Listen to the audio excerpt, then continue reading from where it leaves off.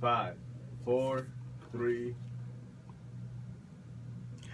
Excuse the interruption, but this is a 3-minute news flash from the CSULA Golden Eagle Radio University Times newsroom. Your voice, your radio. For GER News, I'm Castro, and these are the latest headlines.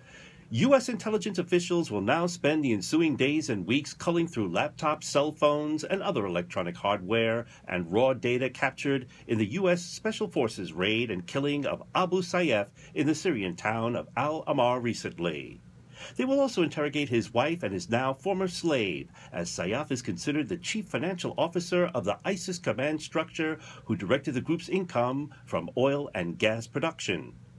He is also considered a key military advisor to Abu Bakr al-Baghdadi, the infamous leader of the notorious Islamic State of the Levant. While railroad crews move what's left of the New York-bound Amtrak Northeast Regional wreckage to a train yard, the finishing touches of finally installing new electronic speed controls on the historically deadly Frankfort Junction near Philadelphia is underway. As Amtrak starts restoring service on the Northeast Regional Corridor, crash investigators, including the FBI, must now spend the ensuing weeks determining if the projectiles that hit a commuter locomotive and an Excella Express liner before hitting the doomed train was any part of the cause of the deadly crash. The derailment killed 8 people and injured 200. All of the Republican candidates recently and painfully watched as former Florida Governor Jeb Bush and Florida U.S. Senator Marco Rubio both had an uncomfortable and difficult time explaining whether or not the Iraq War was a mistake and whether if they would have engaged Iraq in a war to begin with. But all of the Republican candidates face an even bigger challenge of trying to attract Latino voters while opposing any kind of immigration reform that includes amnesty.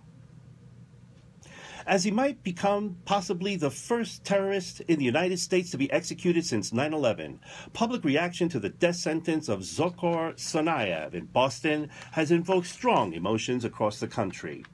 While the nation continues its debate as to whether the 21-year-old deserves the death penalty and whether his sentence sends a strong message to terrorists, Mr. Tsarnaev faces a long appeals process that could possibly see his trial or even his sentence overturned in at least a decade, maybe even more. And finally, this should be an incentive for all you soon-to-be or aspiring CSULA college grads. 23-year-old Los Angeles native Kenneth Chauncey, who was a high school homeless student living on Skid Row, recently graduated from Loyola Marymount University with a bachelor's degree in political science.